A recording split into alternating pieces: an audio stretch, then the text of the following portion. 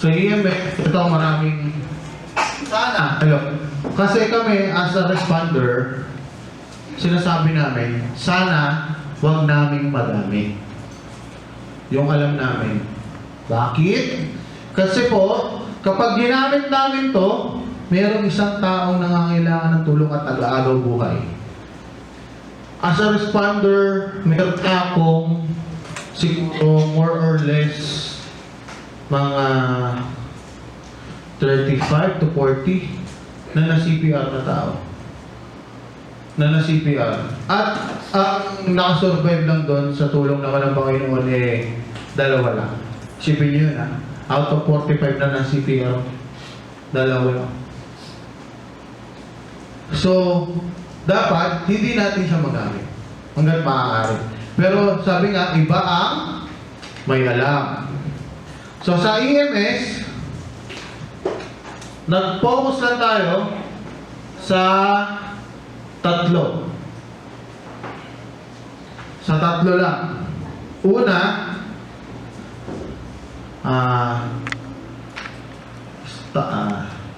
stoppage pala.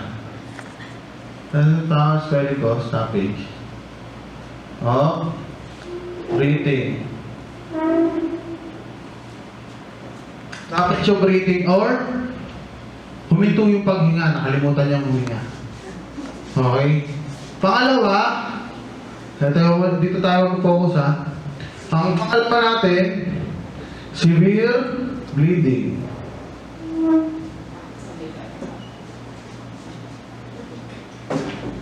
Pangatlo, lasoning. Poisoning.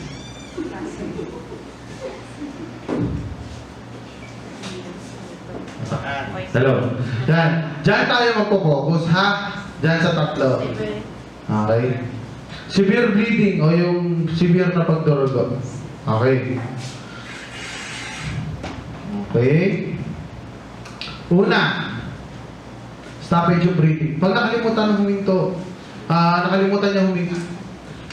So, ano gagawin natin? Halimbawa, nakakita tayo ng lalaki na nakahiga dito, tapos mukhang hindi na humihinga. Ano una natin gagawin? Pupulsuhan. Tama, galing. Pero una natin gagawin, i-check muna natin yung level of consciousness. Level of consciousness is LOC. Check muna natin paano. Paano natin i-check? Hey lang. Hey, are you okay? Tapikin lang balikat. Hey, are you okay? Hey, are you okay? Kuya, ate, gising. Okay? Walang sagot. So, that's the time. Check natin yung pulse. Check mo yung pulse. Wala. So, kung wala, ano ba? Wala talaga. Wala. So, wala. Ang gagawin natin, tawag muna tayo. Kuya, tawag ka ng responder, tawag emergency, ganito, ganyan. Sabihin mo ganito, ganyan. Okay. Pagtawag mo ng then start, compression. Dahil pandemic, walang magbibigay ng mouth to mouth. Mga mahal lang muna natin sa buhay. Bawal. Bawal. Kasi pandemic pa. So, compression only CPR. CPR ka. Hanggang may dumating na tulong. Kasi may gamit sila. Meron silang resuscitate ng... So yun, diretso. Hanggang sa madala sa hospital. So bago yun, halimbawa, kinumpress mo. No, ito, panibagong senaryo. So, pagdating mo dun, ay, tinuro sa amin. Nakita namin ganyan, bomba. Pag bomba mo yung pala na nagingip lang, binangungot lang, magagalit sa iyo yun. Kaya lagi mo i-check ang sinabi natin kanina, level of consciousness. Tapikin nyo muna ulit, hey, are you okay? Hey, are you... Pag hindi, pagka wala talaga, check pulse. Pag negative pulse, ibang senaryo, check nyo muna, baka mamaya barado lang yung airway. Mamaya may nakain lang siyang something. Mamaya nakain niya ng buyong saging, hindi niya na nailabas, di ba? Hinimatay na siya dahil wala talagang hangin na pumasok eh. O yun. Kita ko, ay, barado. Di ba? Ang gagawin, kukunin, wag, kakadating ka niyan. Delikado yun, huwag niyong kukunin ng basta-basta. So kung kaya na meron kayong kahit na dahil layers ka lang, kahit na anong panungkit, kung nakikita ha, kung nakikita within the mouth lang, kaya nyo sungkitin, alisin. Then, tapikin nyo ulit, paalis kayo. Pag wala, start ulit ng compression. Yun. Yan yung stoppage of breathing. Or, tuminto yung paghinga, nakalimutan niya na kung paano ulit. Paalala nyo lang sa kanya. Ganito yan ha, kuya, hinga ha. Okay. Next. Severe bleeding o yung pagdurog ko. Puro kayo babae dito, ate ha? Mami ha? Walang ano ha? Okay, so nagdudugo. Halimbawa, ang nagdudugo ay braso natin dito. Ang guhit ng pagdurugo niya ay pag ganon, pag anirita, pala. Diba? So, ang gagawin mo ba, igaganon mo? Pag ginanon mo yan ay bubuka. Diba? Bubuka talaga yan. Bubuka. Pag ginanon mo yan. Kasi pag ganon yung sugat niya. So, dapat straight lang. Tapos, takpan ng malinis na gasa. I-cover. No? And then, taas mo lang. Pag ganyan mo lang siya. Bakit? Elevate mo para yung pressure, kailangan mas mataas ng konti sa puso. Diba? May sugat. Para mabawasan yung pagtulog niya. Hindi mabilis yung pagtapon ng dugo. Kasi hindi mo pa naman mapapaampat yan dahil bukas pa rin yan. So, kailangan pa rin natin siyang dalhin sa pinakamalayong ospital. Ha? Malayo ba? Siyempre doon sa pinakamalapit, di ba? Yun. So, tapos, paano sir kung sa paa? Ay, tataas din namin. Di ba? Paano pag tataas din namin sa puso, gano'n? Hindi. Siyempre, paupuin niyo siya para tumaas. Di ba? Kung paa. Gusto pa kayo, paupuin niyo siya or pahigayin mo ng konti, taas mo lang yung ulo, tsaka may taas yung paa. Elevate. Yun yung pag-elevate pag sa paa. Hindi yung nakatayo yung pasyente mo, taas mo yung paa. Di ba? Circles. Di ba? So, yun. Yun yung pag-manage naman ng severe bleeding. Tapos, may tanong. Sir, paano pag yung una namin nilagay, punong-puno na ng dugo? Papalitan ko ba? Tatanggalin ko ba? Tatanggalin o hindi? No. Dagdagan mo lang. Huwag mong tanggalin. Yun. Kasi magkaklat yun eh. Makakatulong yun para huminto. So, dagdag ka lang ng dagdag. Oo. Oo. Ay, paano sir kung mas malaki? Halimbawa, ito sir, gamitin na natin ha. Sakit lang natin. Yan, meron. Halimbawa, itong gasa. No, 4x4. Itong 4x4, mas malaki pa dito yung sugat. Malaki yung iwa. Sir, ano pwede kong gamitin? Na pinaka-sterile o pinaka-finish. Ito ha, walang anuhan ha. Yung napkin. Pinakamalinis yan actually. At sterile yan. Oh, kasi may ginamit na ako niyan dati dito eh. Sa ulo. Nung vehicular accident, yung helmet niya, bumakat dito, sugat. Talagang malaki. So, hindi naman kasya to. Ang mangyayari kasi tagpi-tagpi siya pag ginamitan namin ito. Diba? So, ginamit namin, sabi ko, may napkin malaki. With wings pa yun, nakatapal dito. Oo. Oo. Tapos ano lang. Pero which is yun yung actual eh. Diba? Yun yung nakakalimutan natin eh. Diaper, pwede. Pampahampat yan eh. Pang-control ng bleed yan eh. Diba minsan nakakalimutan na, ay pwede pala. Di ba? Minsan nakala namin pupulang yung sinasalo nun. Hindi, pwede. Pwede yun. Anything na malinis. Di ba? Na pwedeng mag-control ng pagturugo, pwede natin yan ilagay. Pag napuno na yun, dagdag lang. Dagdag. Hanggang makarating na hospital. Kasi ang mindset natin, guys, ang mindset ng iba kasi. Hello? Mindset ng iba, hello? Ayaw na niya? Ayun. Ang mindset ng iba kasi, kapag tumulong tayo na doon na lang yung pasyente, hindi. Once na tinulungan natin siya, dalhin pa rin natin sa ospital. Dalhin natin sa pinakamalayong ospital. Hindi, pinakamalapit syempre. Dalhin natin sa nearest hospital agad. Kasi ang ginawa natin sa kanya ay first aid. Yun. Galing. So, eto, may tanong ako regarding sa first aid naman. So, ako, patalon-talon ako, so notes na lang kayo ha. So, sa first aid, halimbawa, sir, masakit yung tiyan ko. Sinabi ni sa, inom kang Diatox. Anong ginawa sa akin ni sir? Considered as? First aid. Pero tama ba o mali yung ginawa ni sir? Mali. Kasi, tandaan natin, walang pwedeng mag-prescribe sa atin ng gamot kung hindi doktor lang.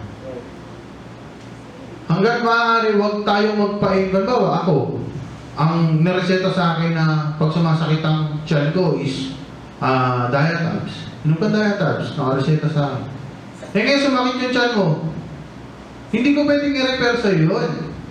Kasi sa akin lang yun. Mamaya, pag pinainom ko sa inyo yung Diatabs na yun, mamaya ilabas mo naman pati yung bituka mo. Kasalanan ko pa. Okay, may allergy ka. Tama si ma. Di ba? Tandaan niyo, merong tao na allergic sa antibiotics, sa mepinamic. Kasi nakaka-experience na ako yan. Sir, anong ininom mo last oral intake? Uminom lang ako mepinamic kasi masay tiping ko. Alam niyo ano nangyari sa kanya? Para siyang na-stroke. Ganyan, no? Tapos to, magang-maga. Magang-maga to. Buo. Tapos, ang naglalak sa kanya ito. So, delikado kapag may allergy ka, hindi basta-basta. Kasi, mabablock yung airway natin. Usually. Kaya yung ibang may allergy, sir, nakakandaan nyo. Parang pag nakakain, ba, bawal sa kanya hipon. Usually, ganun eh. Seafoods eh. Yung hindi alam, yung parang hinihika. Di ba, usually namamaga muna ito? Diba? Pero next sa titirahin nun yung airway nun natin. Kapag hindi naagapan yun. So, ganun siya. Ganun siya yung effect kapag ka nag-prescribe tayo ng maling gamot. So, don't do that kasi alam na natin na yung first aid yun. Consider as first aid yun pagbibigay mo ng, pag-suggest mo ng gamot. Pero ang tanong, tama ba? Diba? Maaring tama, maaring makatulong, pero malamang, isipin nyo rin na baka hindi makatulong. Yung worst case effect nun dun sa taong uminom. Diba? So, yun ha. Next natin, ayun, tama-tama ba na, ano? Lactoning, ano? Poisoning, ano? Yun. Yun. Ayan yung ulit, wait lang. Yun, considered as poisoning kasi yung gagawin natin dun sa pasyente. Kahit na hindi natin sinasadya. Ang intention natin ay tumulong, pero ang nangyari, napasama siya. Nalason siya eh. Diba? Nagkaroon siya ng allergic reaction. Diba? Okay. Next, sa poisoning, usually ang ginagawa nating first aid dyan, ano? O, inom ka ng ganito. Inom ka ng ganito. Diba? Tama? Yun yung ginagawa natin, yun yung nakagis na natin. O, inom ka suka. Kain ka suka. Diba? No again. As a first aider and a responder na may alam na ng konti, encourage mo lang siya hanggang maaari. Suka ka.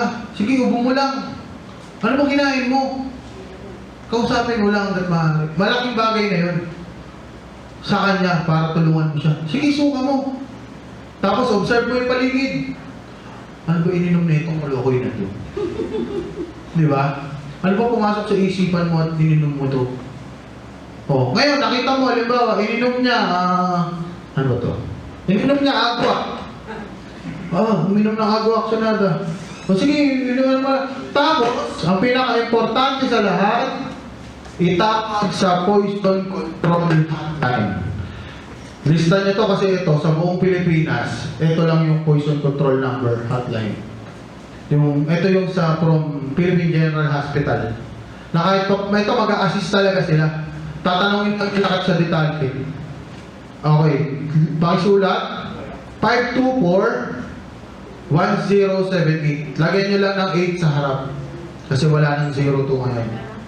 524-1078. So, yan yung poison control hotline number natin. Yan. So, yan. Kung hanggat maaari, tawag natin dyan. Yan. Kung may nakita tayong nag-lasoning, yan, poisoning. Diba? Okay na, snake bite. Diba? Lahat ng poisonous na pwede kasi kapag langhap, nakakalaso ng amoy, katulad ng ammonia leak. So, lahat naman may TB. Napanood natin yung ammonia leak doon sa may ice plant sa Nabotas. Nakakalason yun. Considered as poisoning yun. Yun. So, mercury, yung mga yan. Pag na-inhale natin yan, na-poison tayo. Okay, pwedeng, halimbawa, ito may lason, nahawakan ko, nahawak ko sa mata ko, bulag, considered as poisoning. Ang nangyari ngayon sa COVID, di ba? Dahil droplet siya, pero hindi poisoning yun, ha? Yes. Parang ganun lang, yung virus. Parang ganun. So, isipin mo kung halimbawa yung COVID-19 yun lason or poison. So, marami na. Kasi kung hindi mo na kailangan mag-positive. Di ba? So, yun. Paano yung pinaka-familiar? Bigyan natin ng senaryo. Halimbawa, dog bite. Nakagat ng aso. Ba't ano mo ng bawang? Ano mo ng bawang? Huwag ka ng bawang. Di ba? Inom ka ng para hindi ka Hugasan. Di ba? Pinakamagandang gawin natin dyan, hugasan ng tubig at sabon. Tapos, dalhin sa pinakamalayong ospital. Diba? Yun lang. Tapos, observe nyo, huwag kagad tayong magalit dun sa aso. Di, sino nakagad sa aso nyo? Pinalo kagad yung aso. Patay yung aso ngayon. Poisonous pala yung kagat ng anak mo. Paano mo pag-aaralan ngayon ng hospital yung anti-venom or anti-rabies nun para dun sa anak mo? Kasi yung observe yun. Observe nyo yung behavior ng aso, kung ano nagbago dyan. Kasi once na talagang lumala yung rabies doon na na-intake mo, puputulin yung ulo nun ng aso. Tapos dadalhin din pag-aaralan nila. Oo. So, yun yung tama. So, hindi basta magalit ka kasi nakagat ng aso. Pagamot mo lang muna. Pagamot lang. Gamot. Lagi mo sa hospital. Antay yung advice ng doctors. So, yun ha. Huwag basta-basta magalit. Kasi minsan ang galit talaga, sir, pagka nabigla ka, imbis na mapapaganda, mas lalo lang tayo mapapasama dyan. Tanggalin natin yung galit-galit na yan. So, yun. Next natin, so, tapos na tayo sa hari cases, ha? May tanong? Stoppage of breathing, severe bleeding, poisoning, may tanong tayo? Ito yung pinaka-direct topic lang, ha?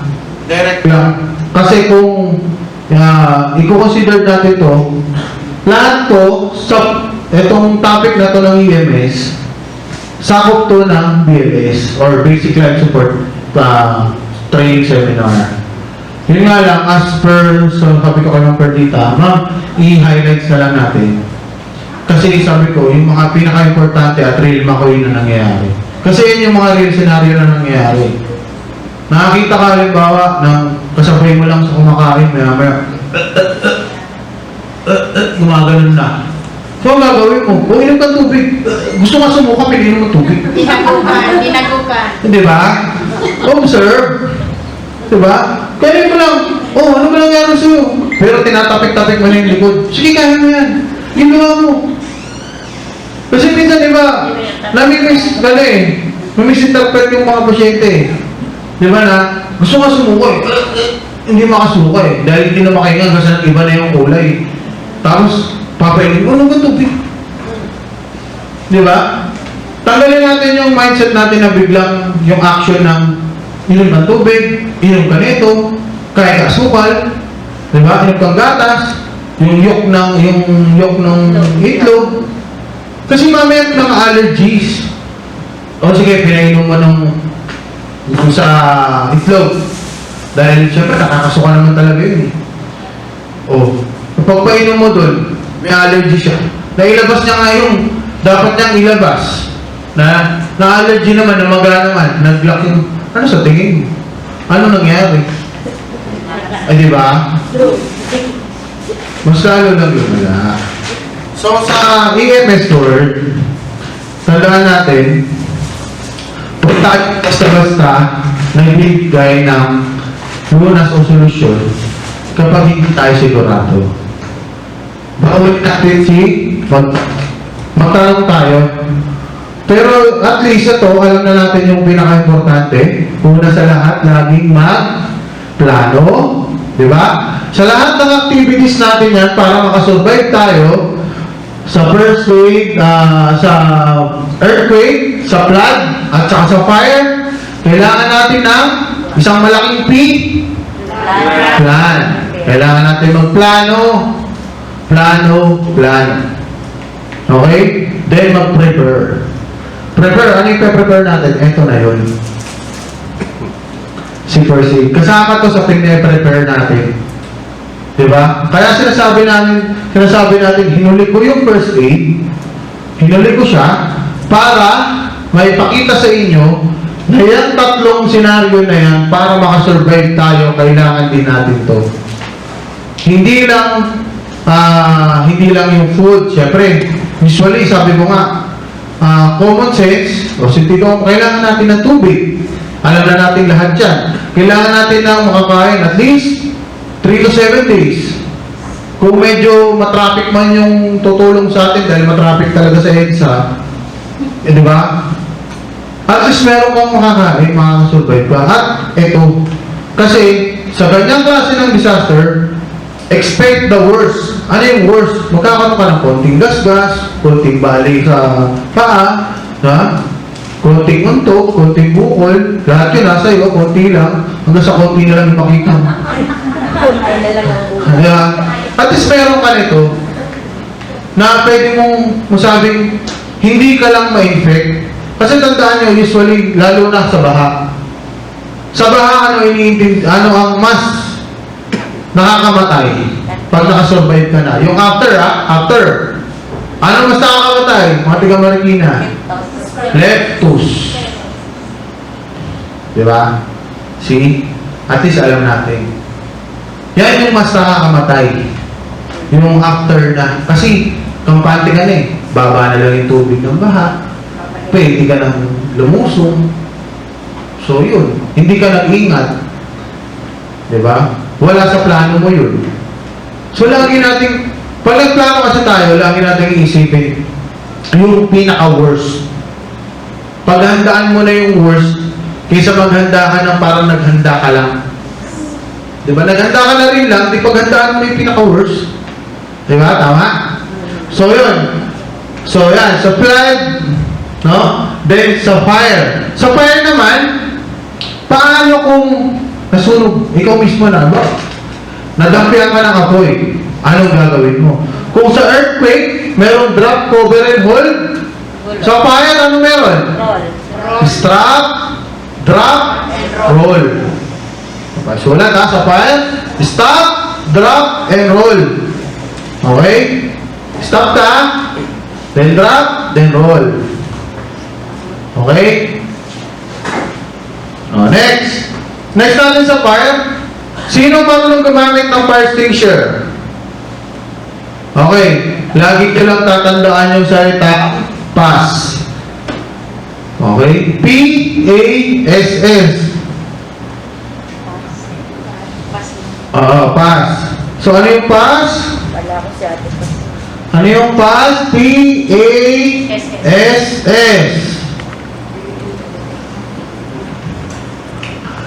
Number 1, the pin. May pin kasi yun eh. Yung fire extinguisher.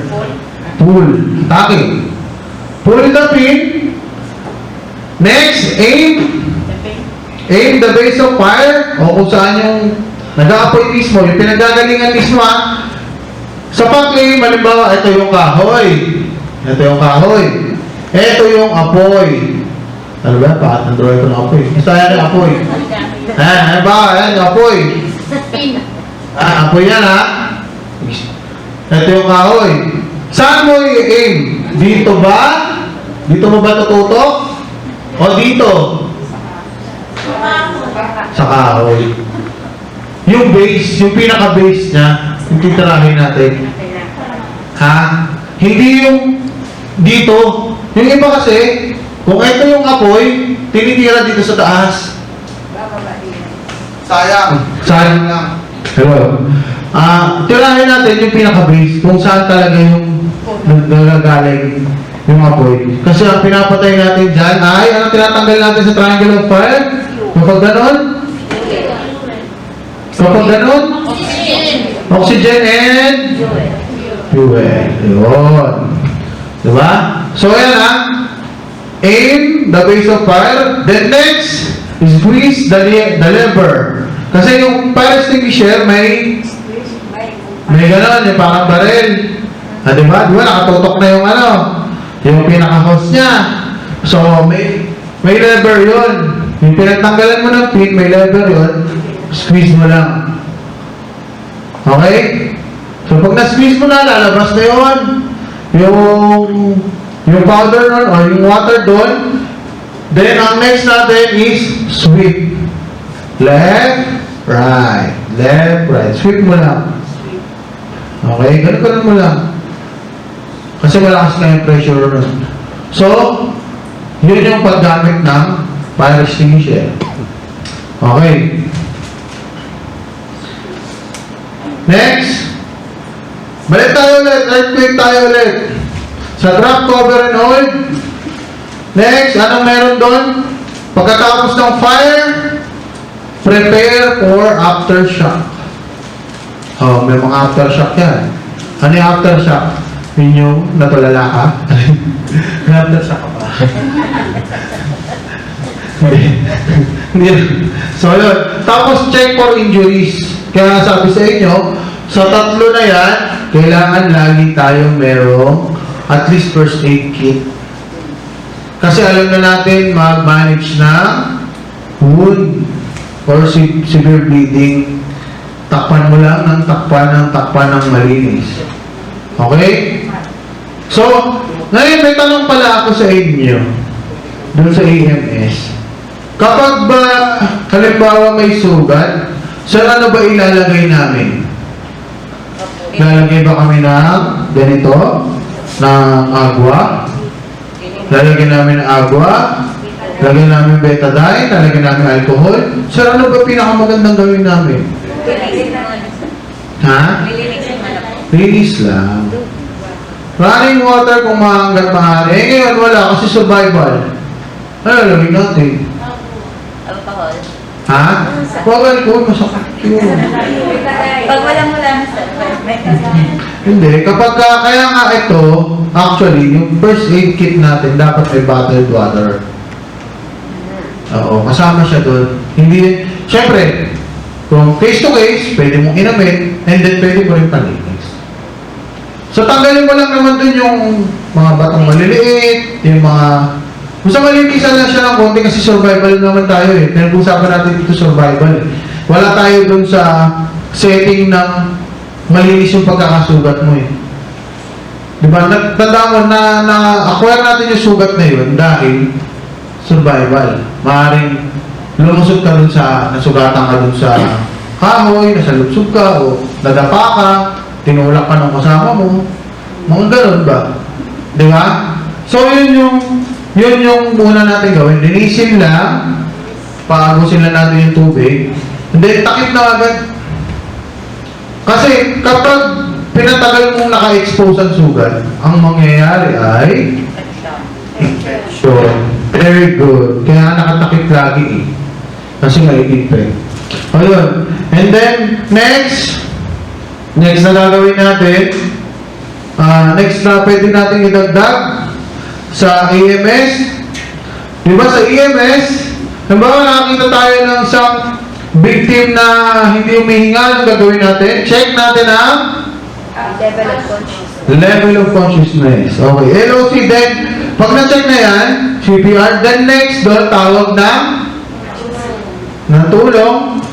And then pagkatapos natin nun, early access, early CPR, and then, antayin na natin yung tulong. Pero kung hanggat maaari, kung wala pa rin yung tulong, halimbawa, ngayon yung nakakalungkot, itakbo na natin sa pinakamalayong ospital. Kasi tumulong na din naman tayo. Tulungan na din natin siya. Diba? Hello? Kasi katulad ng iba, yung iba tumulong na rin lang, hindi pa nilubos. Pinartial pa. Hindi! Dito lang tayo. Antay natin, meron na yan. Sayang yung oras. Kung tinransport mo na yun, hindi ba? Kung tinransport mo na, kung halimbawa, nandito tayo sa Cavite, manggagaling yung ambulansya sa Maynila pa. Antayin mo pa. Eh may malapit na hospital dito sa Tagaytay, pag circle, di ba? Diyan sa may circle namin. Meron na diyang hospital. So antayin pa natin sila. Di ba hindi na? Kung nabigay tayo ng first aid hanggang hospital, dali na natin yun. Di ba? So yun na lagi nating key. Okay? Ulit, sa earthquake, ano natin gagawin before earthquake? Ano yung preparation natin? Plan. Then during earthquake, lumilindol na, anong gagawin? Hindi, lindol Hindi ka makakaligas pag lumilindol. Buksan ang pinto. Yun, tapos drop, cover, hold. So, yun. Then next, after ng earthquake, ano nang gagawin? Manap ng open space. Evacuate the building as soon as possible. Tapos, punta doon sa open space area para medyo safe. Hindi ko sinabing safe na safe, medyo safe. Kasi may pang-aftershock pa yan. Pero at least safe ka. Nakasurvive na tayo. Then, dalhin to. Ano gagawin natin? Bakit dala natin to? Check mo yung kung may injuries. Kung pwede tayo makatulong. Diba? Check niya natin lahat yun. Then, check natin yung damage yung properties. Pero hindi na tayo. Siyempre, sa tingin mo pala, makikita mo, hindi naanan namin, laglag na yung hagdanan. So, di damage na yun. Nung nagchikahan pa kayo doon, diba? Doon na kayo sa ano. O yun. Then, pagkatapos na antayin natin yung authorities kung pwede na tayong bumalik sa mga bahay natin. Pero ang pinaka-importante sa lahat, i-check ang membro ng pamilya. Tama. Nakalabas lahat. Okay? Next tayo sa flood. Sa flood, ano paano sa flood? Before flood, anong gagawin natin ulit? Plan ulit. Mag-plan ulit kung paano. And prepared. O, paano natin ginagawa yun? Nagde-declaring tayo. No, hindi natin inabarahan yung mga daanan ng kanal, o kung ano naman, daanan ng tubig. Diba? And then during flood, unti-unti, evacuate. Diba? Kung may mga second floor tayo, doon tayo sa second floor. Ay, mahal namin yung bahay namin. Kaya namin iwan. O dito kami sa taas. Diba? Sa bubong. Yun. Pero hanggat maaari, kung pinapalikas na rin tayo ng gobyerno, ng LGU, likas na. Lock mo na. Alam mo nun, kinabukasan pagka balik mo ng bahay mo, may nakaparada ng BMW sa harap. Nakasang pangalan doon sa bakod. Diba? So yun. So yun lang sa flood. After flood, check natin lagi electricity ha. Kasi flood yan eh. Okay? Tsaka yung mga possible na explosion. Kasi mamaya, yung tanke, ba, kusina mo na sa baba, yung tanke mo ng gas, ang LPG, check nyo kasi baka mamaya, nag-loose. Kasi hindi sasabog yung dahil lubog sa tubig. Pero wala na sa tubig, nag-leak na, nag-gas leak na pala doon. So check nyo yun. Isang spark lang doon, alay, bumpunahan na kayo doon. Diba? Sabog tayo doon. So lagi natin check yun. Kasi minsan hindi naman natin check ng authorities yung loob ng bahay mo. Ikaw lang din ang makaka-check yan eh. Ang i-check lang nila yung daanan, pwede na, sige, check nyo na yung bahay nyo. Wala nang debris. Pero sa loob ng bahay mo, ikaw dapat yung may kabisado nun. Okay? After plan. And next, before fire, ang gagawin natin, before plano pa rin. Diba? I-check, i-orient natin yung mga kasama natin sa bahay. Meron ba tayong go bag dito? Alam niyo yung go bag? Go bag? Ayun, meron? Meron. Yun. Usually, kung may go bag ka, mas maganda, nandun na lahat ng important documents mo. Para isang bit-bitang ka lang. Kasi di ba sabi nga ng iba, manakawang ka na, huwag ka lang masunugan. Kasi napakahirap. Totoo lang. Ang hirap kumuha ng mga dokumento ulit. Ang hirap magpundar ng gamit ulit. Diba? Ang hirap mag-rebuild. Kasi zero ka eh. Diba? So yun, para yung mga important documents mo at least menos na sa iniisip mo. Isang bitbitan lang, nandun na lahat yung marriage contract yun ng una mong asawa. Ay, yung birth certificate ng mga anak mo, di ba? Lahat nandun, SS mo, pag-ibig mo, hindi ka siya, no? Hindi, no? So, basta nandun lahat. Lahat ng importante dokumento nandun na lahat. Nandun na lahat yung mga titulo ng ari-arian mo. Nandun na lahat yun. At least isang bitbitan ka, magkaroon ng kahit na anong klase ng emergency, nandun lahat yun. Isang bitbitan na lang. Okay? And then, after fire, ang gagawin natin, tapos na yung sunog, na fire out na, antayin ulit ang authorities, ang advice ng authorities ko, pwede na tayo bumalik or hindi pa. Okay? So next, EMS. Okay, ito, ang nakikita nyo dito ngayon sa harap, kita natin lahat, simple first aid kit or first aid bag. So, lahat ba marunong gumamit nito? Yes. Yes, very good. So, ito, yung mga ganito, yung mga benda. So, may kwento lang, yung mga benda, naalala nyo, minsan saan ginagamit? Natali sa mga may pilay, mga lamig-lamig, which is okay lang. Pero pag gumamit tayo nito ng elastic bandage, huwag masyadong mahigpit. Kasi, maaaring mapatay natin yung circulation ng blood natin ng katawan. So, imbis na makakatulong, makakasama tayo dun sa pasyente. So, ito kasi elastic. Hindi mo mararamdaman pag ikaw yung naglalagay nito kung may fit na o tama lang yung pagkakalagay natin. Unless na sabihin niya, tama na, masakit na. Kasi once na pinapatong-patong mo to, humihigpit to, nang hindi mo nararamdaman kahit sabihin mong magaan lang yung pagkakalagay mo. Once na pinatong pa, para siyang rubber band kasi, kaya elastic eh. Napansin ko lang dito sa bag. Ayun. And then, isa-isay natin kasi sa inyo to eh. Ano to? Okay to. Ano to? Arm sling. Hello. Arm sling. So, pang stabilize ng dito sa arm. Pag na-injury, hindi sa kumang ha. So, may sabihin siya, saan pa kumang yan? Bago siya makumang, gagamitan mo na siya nito. Okay. Para ma-stabilize. Okay. Para lang ma-secure. Hindi siya galaw ng galaw. Ayun. Tapos, meron ditong paborito tayo. Ito. Ano to? Pizza Hut. Ay, sorry. Ano to? Ha? Triangular bandage. Siya, kahit na nakatupi. T-bandage. Sa T-bandage kasi marami na tayong pwedeng magawa. Pwede kang mag-splitting. Pwede siyang mag-hold ng bandage. So, ito yung gasa. May sugat ka dito. Oh. Paano mo ito padidikitin? Titipan mo. Buhok. Diba? Magalaw ito sa buhok. Diba? Oh. Paano mo ito i-stabilize? gamit ka ng T-bandage. O, lagay mo dito, tali mo. Kahit na mukha siya mang kepwing, at least, hindi gagalaw-galaw yung gasang nilagay mo. O, di ba? Tama? Sabi sa inyo, 70% common sense.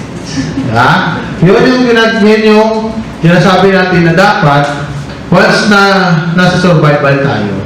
Likas naman sa mga Pilipino, sa ating mga Pilipino yung pagiging resourceful. Maging resourceful lang tayo. Importante lang meron tayo. May dala tayo, may gamit tayo, alam natin gamitin yung gamit natin. Tapos pag wala na, halimbawa, nagamit mo na to, wala na eh. Mamaya ka na, bukas ka na. So wala na. Antayin natin gumaling to. Pwede ba yun? Hindi, di ba? Subukan ka ng panyo. Kahit ano, kaya tela. Yung principle lang ang makuha natin, tandaan natin, as Filipino. Makuha natin yung right principle ng tinuturo sa atin, kaya na natin i-adapt at kaya na natin i-implement sa sarili natin. Ano ba yung prinsipyo na tinuturo natin dito sa survival? Diba? Kaya sabi ko nga kay ma'am, kumuha lang ako ng important topics. Before, during, after. Ano yung prinsipyo? Pinaka-prinsipyo? Magplano. Yun lang. Magplan. Always have a plan kahit sa bahay natin. Magplano tayo kung paano gagawin. Nagbigay tayo ng senaryo during fire, during earthquake, diba? During flood. Pagkakasurvive na tayo dyan, yung after na madali na eh. Kasi yung after doon, nandiyan na yung tulong. Nandiyan na yung mga advice. O dito muna kayo kasi sunod pa yung bahay nyo. Hindi pa kayo pwede dyan. Dito muna kayo sa relocation. What tawag dyan? Evacuation. Diba? So may ganun naman eh. So ang importante dito is yung during na makapag-survive tayo sa any case ng mga disaster na yan. At alam naman natin, in Asia, Filipinos are very survival when it comes to disasters. Pilipino lang ang pinakamagaling mag-survive sa disaster. Kasi nagtataka nga sila to, yung isipin mo nga yung kawad ng kuryente pagkataas-taas, ginagawa natin tulay. Di ba? Di ba? May tumutulay doon, makasurvive lang. But yun yung way niya ng survival eh. Kasi ang buhay sa atin, napakahalaga. Yun lang yung patunay na ang Pilipino, ganun yung pinapahalagaan yung buhay niya. Kaya, hanggat maaaring kayang sumusurvive. Lalo na, halimbawa, pinaka-best example sa disaster, yung, kung naaalala nyo kasi hindi pa ako buhay nito eh, kasi bata pa ako eh. Yung sa Baguio, yung earthquake noong 1991 yata yun, ano ba yun? Sky, ano ba yun? Basta yung hotel sa Baguio, meron doon nakasurvive na Pilipino 7 days. Hyatt, sir, tama. So, Thank you. hello, thank you, sir. Hyatt, 7 days yun, hindi ako nagkakamali. Nakasurvive siya. At nakita siya ng mga rescuer, alam nyo kung saan, paano siya natunton? Sa Langaw. Maraming lang. Kasi, bakit may naglalabas-pasok na langaw sa utas na yun? Ibig sabihin, may tao doon. Sinundan nila yon, nakasurvive yung tao, alam niyo kung paano siya nakasurvive? Yung own na sarili niyang iinom niya. Kung baga, recycle niya na lang. Yung, kung meron siya. Ganyan tayo ka, resourceful. Di ba? Hindi kasi nakasurvive siya. Kahit na natrap siya. Yan yung sinasabi natin, ang Pilipino, pag ginustong survive, magsusurvive. Di ba? Ang problema lang sa iba, pinigit mo na yung kanan mo, gusto pa kunin ang buong braso mo. Di ba? Alam na natin yung ibig sabihin na. Binigay mo yung kanan mo, binigay mo yung kaliwa mo, braso mo gusto na kunin. Hindi naman yun ang Pilipino. Parang, di ba sa atin, masakit kasi tayo, we are providing para sa sarili natin for our own survival. And then meron tayong mga nababalitaan na Ganun nga yung attitude. Which is hindi yung nakaugalian natin as mga Pilipino tayo. Kahit na magkakaiba tayo ng lugar, magkakaibang, ano ba tawag doon? Yung parang origin ba? Yung meron dito, di ba? Bisaya, yung Ilocano, Kapampangan. Pero, once na nagsama-sama sa isang ganito, sa isang gathering, sa isang pagtitipon, hindi naman pinag-uusapan yun eh. Pinag-uusapan dito, Pilipino tayo. Ano yung topic na? Mag-survive. So kapag ka ba, hindi kita kapares, hindi ka kabitayin yun. Hindi ka kasama survival. Diba? See? So,